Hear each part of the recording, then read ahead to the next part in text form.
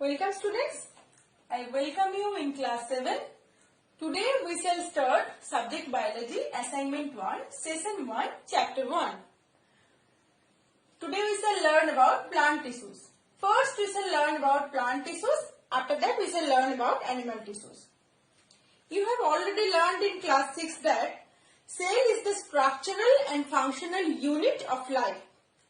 All living organisms, plants and animals are made up of tiny microscopic cells. You already know about unicellular organisms and multicellular organisms. The unicellular organisms are composed of single cell which performs all the vital functions.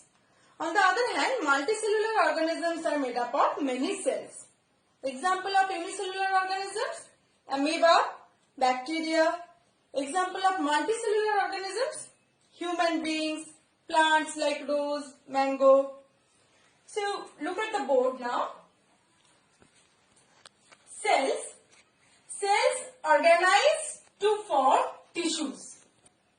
Tissue means a group of cells which are similar in structure and perform a specific function form a tissue. So cells organize to form tissues. Now, several tissues when organized to perform a specific function form an organ such as stomach, heart, lung, kidney. These are organs. Now, organs further form organ system. For example, the heart and blood vessels form the circulatory system. Similarly, the digestive systems and respiratory systems are formed by groups of organs.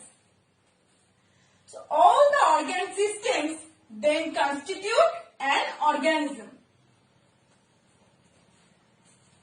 Now, the bodies of plants and animals consist of different types of tissues, each of which performs a specific function. The plant tissues are basically of two kinds: meristematic tissues and permanent tissues. Meristematic tissues are made up of actively dividing cells. Their only function is to produce more cells leading to the growth of the plant body. Meristematic tissues are found at all growing points in a plant, like the tip of roots, a stem and branches where growth in length occurs. The growth in the thickness of stem is also due to meristematic tissues. Now, permanent tissues. These tissues do not divide. They become specialized and remain same throughout their life. So, permanent tissues, they are specialized cells to perform a particular function and they do not divide. New cells are formed when the meristematic cells divide.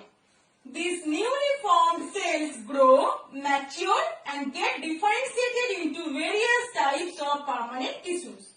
Permanent tissues do not divide further. So now we shall discuss about the main characteristics of meristematic tissue.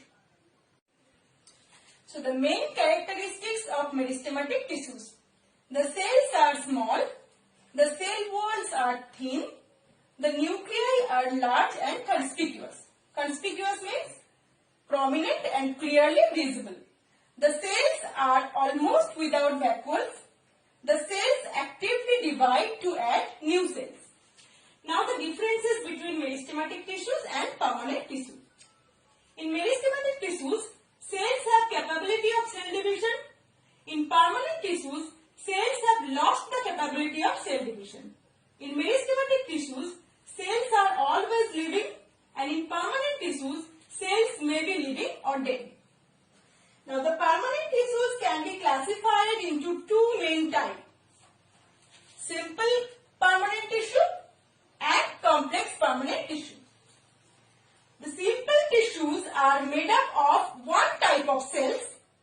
The complex tissues are made up of more than one type of cells. According to the function, the simple permanent tissues are of two types: protective tissue and supportive tissue. Protective tissue consists of cells with thick walls.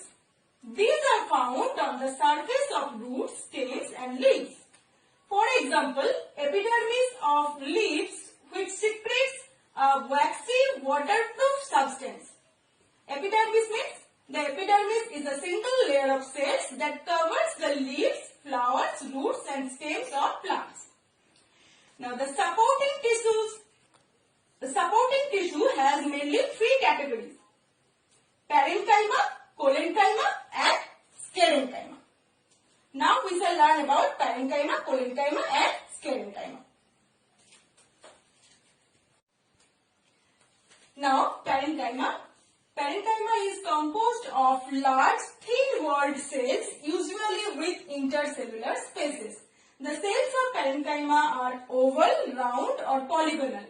These are the living cells and are found in the soft parts of the plant. Now you observe the diagram of parenchyma tissue. These are cells: nucleus, cell wall, cytoplasm, vacuole, intercellular spaces between the cells, intercellular space. Now the function of parenchyma: they store food materials and also provide temporary support to the plant. Some parenchyma cells contain chlorophyll for the manufacture of food. Potatoes are mainly composed of parenchyma cells storing starch. Now next, collenchyma. Collenchyma is made up of cells which are elongated and thick at the corners or edges. Thick at the corners. The cells are living in nature. This tissue is found in the leaf stalks and below the epidermis of stems. This tissue helps to support the plant parts. Now sclerenchyma. Sclerenchyma is composed of long, narrow, thick-walled cells. Here. These are dead cells. This tissue provides strength to the plant parts. It is found in stems and veins of the leaves, mostly as fibers. Sclerenchyma is found in mature parts of the plant, like in wood, bud, etc. Now we shall learn about complex permanent tissue or conductive tissue. Now complex permanent tissue. The complex tissues are made up of more than one type of cells. Complex permanent tissue or conducting tissue is also called the vascular tissue. It provides a passage for the transport of minerals in the plant. Xylem and phloem are the two types of conducting tissues. Xylem is formed of thick-walled, tubular and often dead cells. These cells are placed end to end. The particles between the cells dissolve to form long channels for the transport of water and minerals. The xylem tissue consists of tracheids, vessels, xylem parenchyma and xylem fibers. You observe the diagram: tracheids, vessels. Now the function of xylem tissue. Xylem cells transport water and minerals absorbed by the roots from the soil upward to the leaves. The water is used in preparing glucose during photosynthesis or lost as water vapor in transpiration. Now phloem. Phloem is formed of living tubular cells which provide a passage for the downward and upward movement of the food manufactured in the leaves to various parts of the plant. The phloem consists of seed tubes, companion cells, phloem parenchyma and phloem fibers. Now look at the diagram: phloem, companion cells, seed plates, seed tube cells.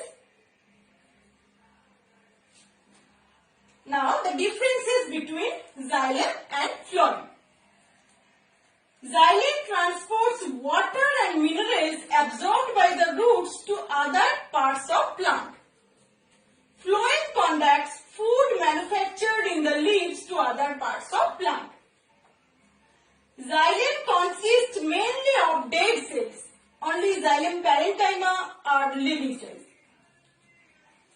Phloem consists mainly of living cells. In xylem, conduction is unidirectional. That is, only upward from the roots. But in phloem, bidirectional conduction. That is, both upward and downward from the leaves.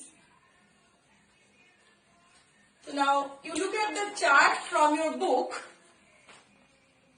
Here, plant tissues can be classified into two types, meristematic tissues and permanent tissues. Meristematic tissues are made up of actively dividing cells, produce more cells. Permanent tissues, specialized cells to perform a particular function. They do not divide.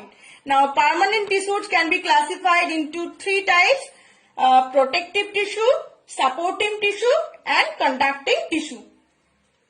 Protective tissue, these tissues are found on the surface of roots, stems and leaves. Supporting tissue can be classified into three main types, parenchyma, collenchyma and sclerenchyma. Parenchyma is a large thin-walled cell. Collenchyma, elongated cells thickened at the corners. Sclerenchyma, long, narrow and dead thick-walled cells. Now, conducting tissues can be classified into two types, xylem and phloem. Xylem, thick-walled tubular dead cell, transports water and minerals to different parts of plant. And phloem, tubular living cells, provide passage for the upward and downward movement of the food prepared by the green leaves. Now, I think plant tissues, this portion is clear to you all. Next day, we shall learn about animal tissues. Thank you.